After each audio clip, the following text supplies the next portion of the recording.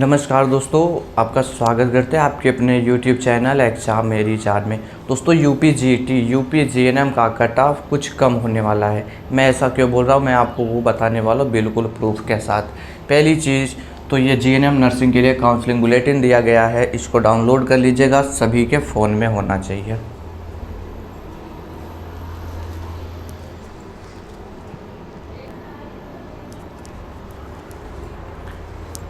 आप इस counselling bulletin में देखेंगे कि आपकी काउंसलिंग जो चल रही थी 17 जून से चल रही थी, 23 जून तक हुआ है और 26 जून को अलॉटमेंट रिजल्ट आएगा। मतलब आपको कॉलेज मिला है या नहीं मिला है इसके बारे में बताया जाएगा। ये शो होगा 26 जून को। उसके बाद में कॉलेज मिला होगा तो आप डॉक्यूमेंट वेरिफिकेशन कराएंगे अपने कॉलेज में जा कर के 27 जून से 2 जुलाई के बीच में। वो डॉक्यूमेंट वेरिफिकेशन में क्या कुछ डॉक्यूमेंट्स लगेंगे उसका PDF मैं टेलीग्राम पे दे दूंगा, लेकिन रिज़ल्ट तो मालूम हो जाएगा आपको 26 जून की डेट में। चलिए, अब कट ऑफ क्यों कम होगी मैं आपको वो चीज़ बता दूं। इसी में दिया हुआ है, अलग से कुछ भी नहीं दिया। तो इसमें थोड़ा सा नीचे आइएगा, राउंड फर्स्ट काउंसलिंग के लिए गाइडलाइन दिया गया है, इसी में इन्होंने बता रखा है, ध्यान देंगे।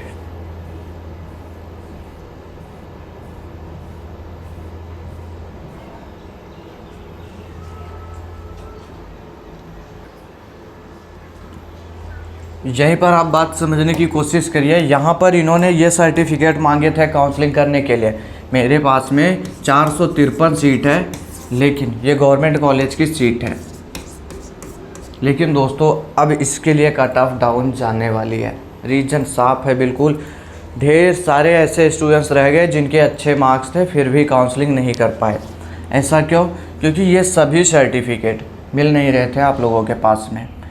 शुरू से बता रखा था ये सब तैयार कर लेना, फिर भी नहीं मिला। चलो, 10th का मार्कशीट सर्टिफिकेट था, 12th का भी था आपके पास में।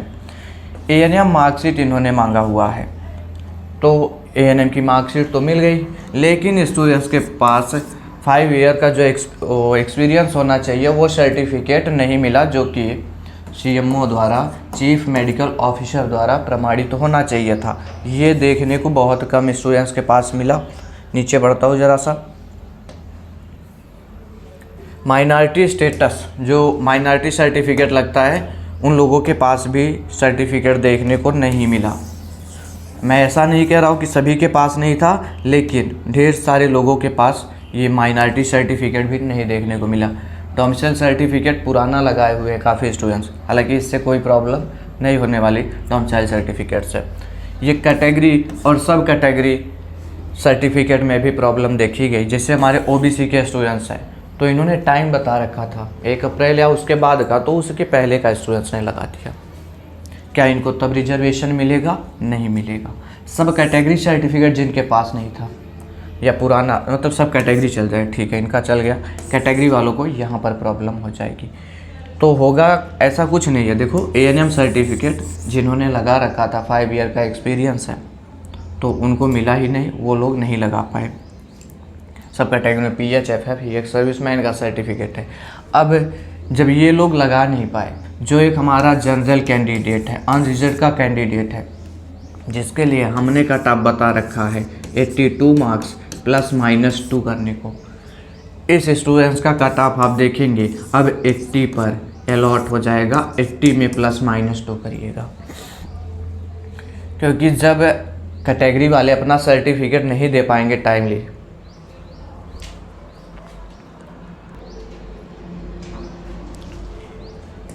तो दोस्तों किसी का ये काउंसलिंग जो है रिजेक्ट नहीं किया जाएगा, लेकिन उसका फ़ायदा सबसे ज़्यादा जनरल कैंडिडेट को मिलने वाला है।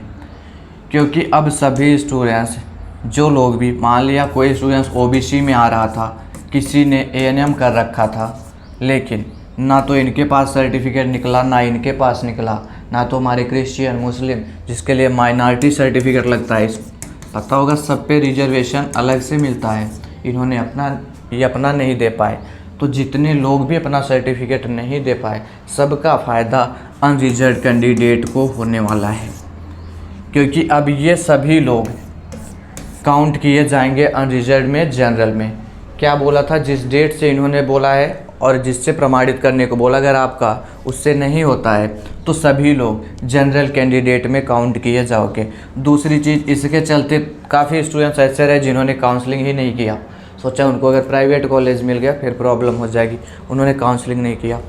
अब वो सेकेंड काउंसलिंग में आएंगे, और अगर जनरल की कैंडिडेट इस बार काउंसलिंग कर दी है कैसे भी करके, क्योंकि आपके लिए सर्टिफिकेट की ज़रूरत नहीं थी, ज़रूरत इन सब के लिए थी, तो आपको इसका प्रॉफिट मिलने वाला है। ठीक है, उम्मीद करता हूँ बातों को समझोगे। बाकी आप देखिएगा 26 जून को सीट अलॉटमेंट रिजल्ट जारी हो जाएगा। आप देखेंगे जितना सभी ने कट ऑफ बताया, मैं सिर्फ अपनी बात नहीं कर रहा हूँ, सभी ने जितना बताया उससे डाउन जाने वाली है। फिर भी कितना जा सकता है वो बता दूं मैं। तो चलिए कैटेगरी वाइज देख लेते हैं। Unreserved, OBC, EWS, SC, ST और जिन्होंने ANM कंप्लीट कर रखा है, मतलब ANM कंप्लीटेड स्टूडेंट्स। एक बार दोस्तों अच्छे से रिव्यू किया जाता है, फिर आपके बीच में वीडियो आती है। तो अनरिजर्व्ड का मैंने इसके पहले 83 बताया हुआ था, OBC का 81 बताया था, 79, 76,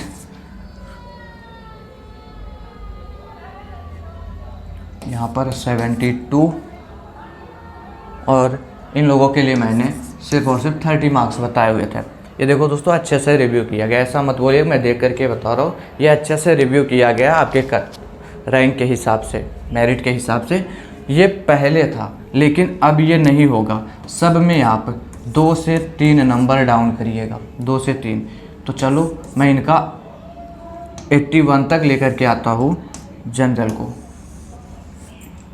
अब जो हमारे जनरल के कैंडिडेट है ये 81 तक आएंगे, OBC हमारे 79 तक आएंगे, और ये 77 तक जा रहे हैं, ये लोग 74, 73 में जा रहे हैं, ये लोग 70 तक जा रहे हैं।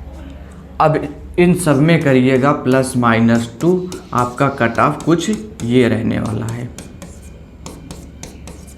और रही बात ANM जिन्होंने किया है, तो आपके लिए ये मायने नहीं रखता, आप अपना सर्टिफिकेट दे पाए, सिर्फ क्वालिफाइड रहे, कॉलेज मिल जाएगा। ठीक है, तो ये मैंने लिखा 81, कहने का मतलब ये 79 तक आ सकता है और 83 तक जा सकता है।